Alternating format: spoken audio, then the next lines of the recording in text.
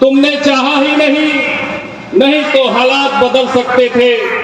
तेरे आंसू मेरी आंखों से निकल सकते थे और तुम तो ठहरे रहे झील की पानी की तरह, दरिया बनते तो बहुत दूर निकल सकते थे। आज बहन जी के 69वें जन्मदिन के अवसर पर साथियों, हम सभी यहाँ इकट्ठा हुए हैं।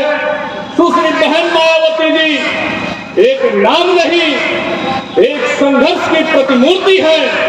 आदरणीय बहन जी छात्र जीवन से ही देश में सामाजिक परिवर्तन लाने के लिए, देश में सभी को हक और अधिकार दिलाने के लिए आदरणीय बहन जी छात्र जीवन से ही संघर्ष कर रही हैं। साथियों, बहन जी 1977 में माननीय श्री कांशीराम साहब के संपर्क में सामाजिक कार्यक्रमों में आई। साथियों, वो दिन था जब बहुजन समाज पार्टी का गठन नहीं हुआ था।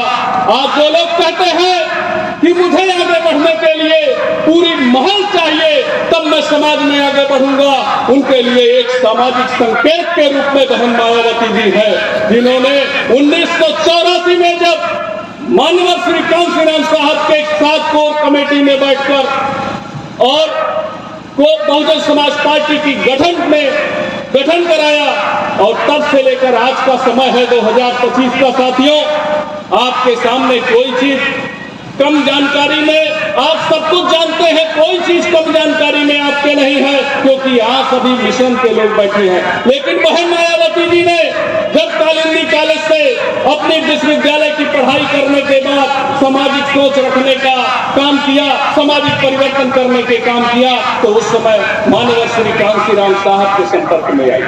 और साथियों, अभी अशोक मौर्य जी कह रहे थे कि बहुजन समाज पार्टी की देन है कि पिछड़े समाज के लोगों को मंडल कमीशन के रूप में पिछड़ा का आरक्षण मिलने का काम किया।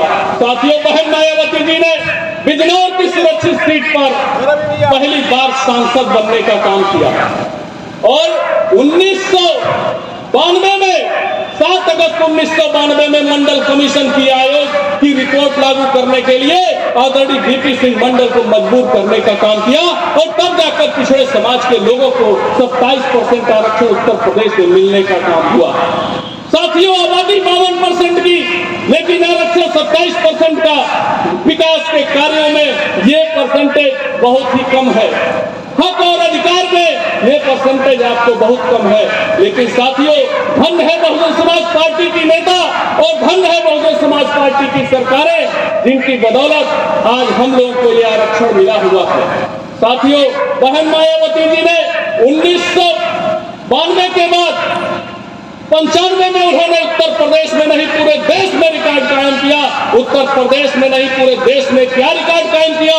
दलित मुख्यमंत्री बनने का, महिला दलित मुख्यमंत्री बनने का रिकॉर्ड बहन मायावती जी ने दिया। साथियों, मैं आपको बता दूं, जब बहन जी की सरकार 1995 में बनती है तो इस देश के लोग ये समझ लेते हैं कि कानून का राज क्या होता है और वहां से 2002 की, 2003 और 2007 से लेकर 12 तक की पूर्ण बहुमत की सरकार में आपने बहन जी के कार्यकाल को देखा। आज बहुत साथी, हमारे वक्ता साथियों ने कहा कि हमारे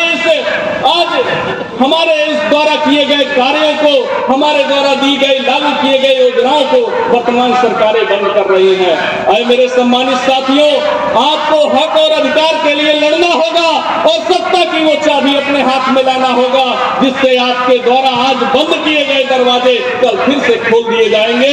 इसलिए आपको सत्ता की चाबी लाना होगा।